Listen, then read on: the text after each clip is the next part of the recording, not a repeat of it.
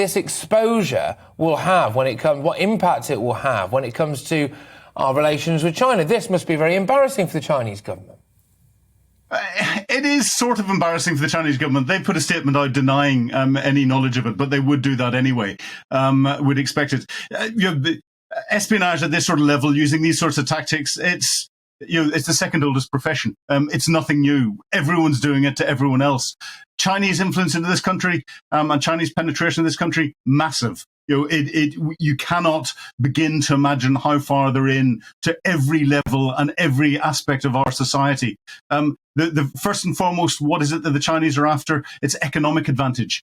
They're trying to leverage anything that gives them economic advantage across the world. So stealing our intellectual property, looking at how they can manipulate money markets, looking at information and intelligence that they can get to influence business deals for large Chinese companies. And Barry Gardner was allegedly linked to decisions regarding energy. And remember, there's the Hinkley Point, the Chinese influence in the construction of the new Hinkley Point nuclear reactor and decisions around that. So they'll be penetrating as many different places as they possibly can. And there's the good old Chinese proverbs of death by a thousand cuts. They will go for tiny little snippets of information because they've got the resources to build that out into a much bigger picture that they can then use to influence Chinese operations across the globe.